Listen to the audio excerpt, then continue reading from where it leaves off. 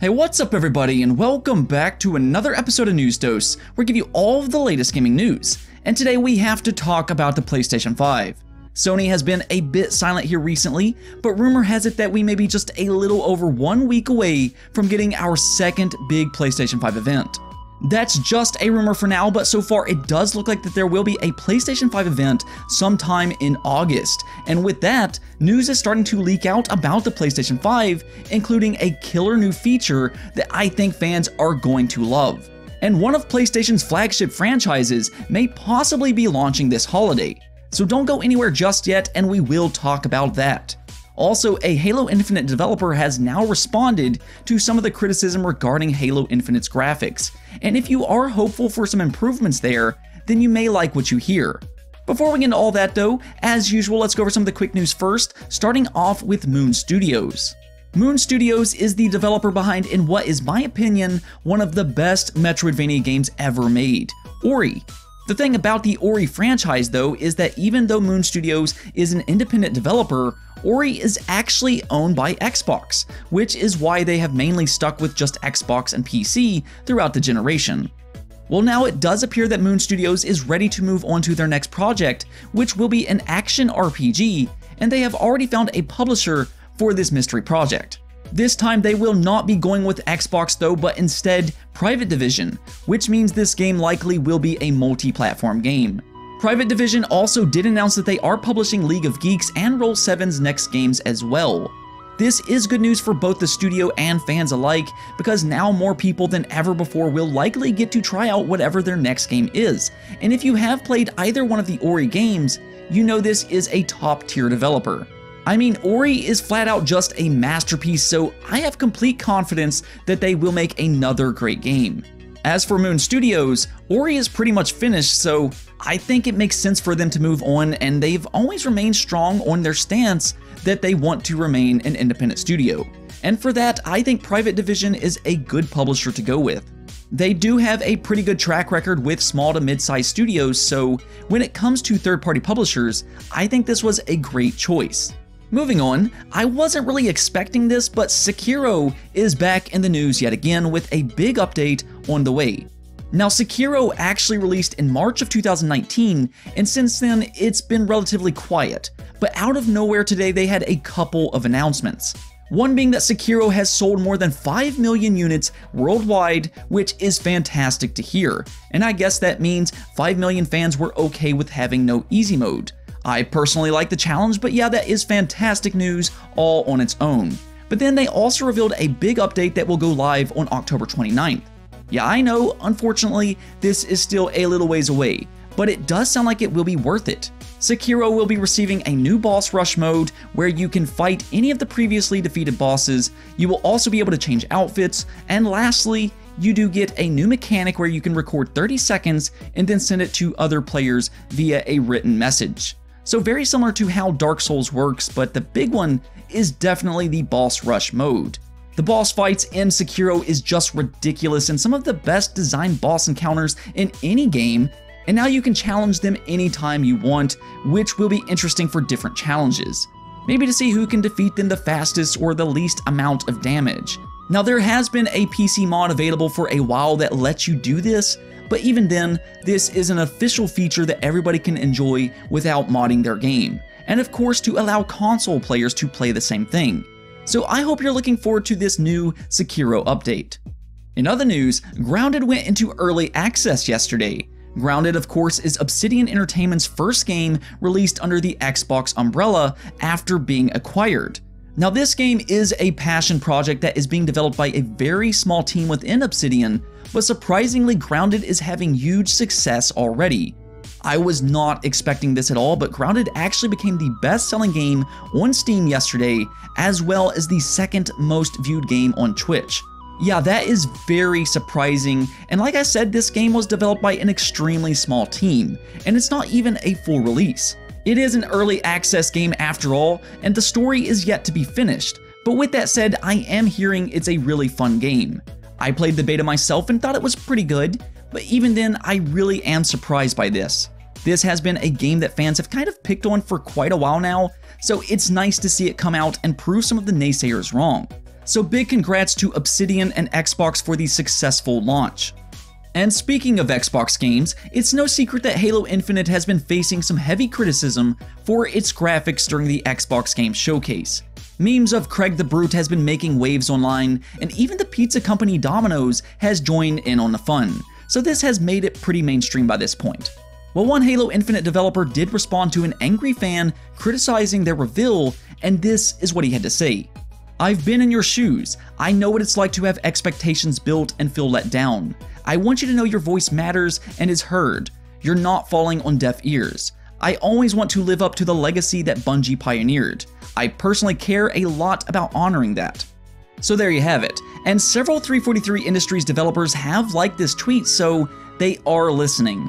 With that said, I do think that 343 Industries is going to put out a good game with good visuals. It has been confirmed that the build that they showed at the Xbox Game Showcase was 4 months old, and Aaron Greenberg himself has said it looks better and better every time he sees it.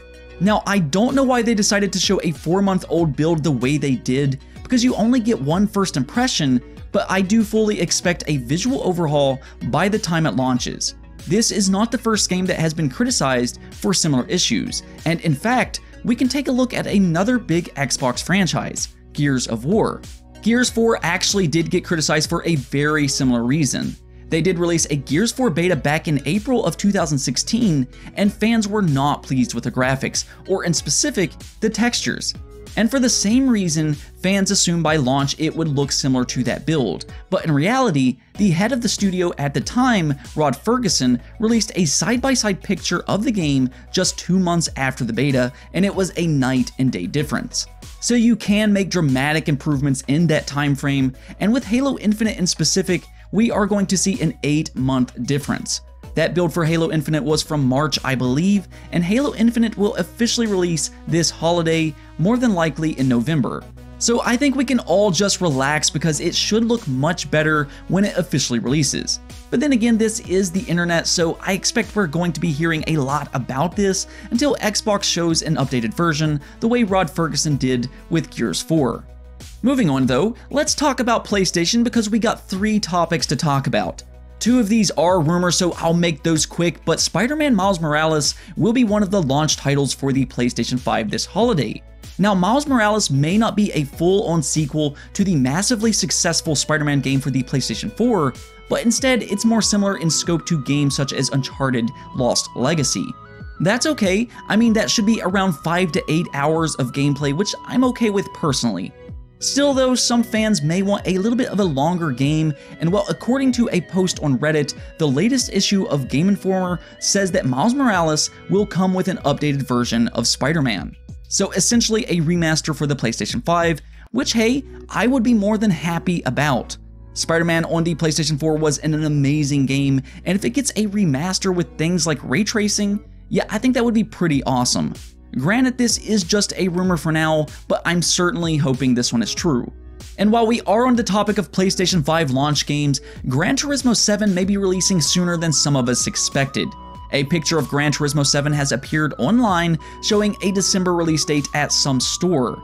Now, I do think that this is a placeholder, so don't take this as any kind of confirmation, but however, the official PlayStation UK magazine is also claiming that Gran Turismo 7 will be releasing on the PlayStation 5 during the launch window. That doesn't necessarily mean it will release this holiday, but it could release in early 2021 if it does miss the holiday. This would be absolutely huge for PlayStation as well because Gran Turismo is a massive franchise. I don't even think fans realize just how big Gran Turismo actually is, but at one point in time it was the biggest PlayStation franchise back for the PlayStation 2, I believe. And to this day, it still sells incredibly well, especially over in Europe. I would even say that it is a system seller in Europe in specific, so if Gran Turismo 7 does release for the PlayStation 5 early on, that is big news. Fans, however, seem to be split on if this could actually happen, and well, I do think it's possible. We have seen gameplay of GT7 already, and Gran Turismo Sport released back in 2017, and before that GT6 released in 2013. So they do take about 4 years to develop games, and even though we haven't hit that 4-year mark just yet, they could release GT7 with less content and then just update it throughout the generation. It may not happen, but I don't think it's impossible either, so hopefully we get some news on that game during the PlayStation 5 event in August. On to our last topic though, a really exciting feature leaked for the PlayStation 5, and I'm pretty sure this one is happening. So what happened was that Game Reactor posted an article about the racing game WRC9, and apparently WRC9 will be using a PlayStation 5 feature where you can save an activity and then load it up through the PlayStation's console menu. Now this article was taken down, but I still do believe this is accurate. They even gave it a name and called it Deep Link. Now this is actually really cool and a great way of taking advantage of that blazingly fast solid-state drive that the PlayStation 5 has. So basically what's happening here is that you may actually be able to create a save point in a game and then exit that game, play something completely different, and then later on when you're ready to return, you can just access the save point from the PlayStation 5 menu. You would then completely skip going through all of those logos that you're forced to sit through when you play games, and you don't even have to look at a start menu. If you want to jump right back into a game from where you left off, you can absolutely do that. Hey, maybe you want to go straight into the multiplayer portion of the game. Well, that's possible too from the sounds of it. The thing is, there has been a lot of talk about solid-state drives, and mostly we have just talked about a decrease in load times as well as less pop-in effects. But this could be a huge quality of life change. I know for me, it can be irritating sitting through long introductions into games where you see one logo pop up after the other, and after you've turned on the same game like 20 times, it does get old, and it's time consuming. With this feature though, not only will you be saving a lot of time that you can instead use to play games, but you can also cut back on some of that annoyance. So I really do like this feature a lot, and it's a great use of the solid-state drive. I always say that ray tracing will be the most noticeable difference in terms of visuals, but solid-state drives will be extremely noticeable as well as we cut back on load times significantly, and features like this is just amazing. Anyways though, that's it for this episode, but if you liked the video, don't forget to hit the bell notification and subscribe button for more content just like this. Also, if you want to support the channel on Patreon, thank you for helping make this channel possible. Peace out.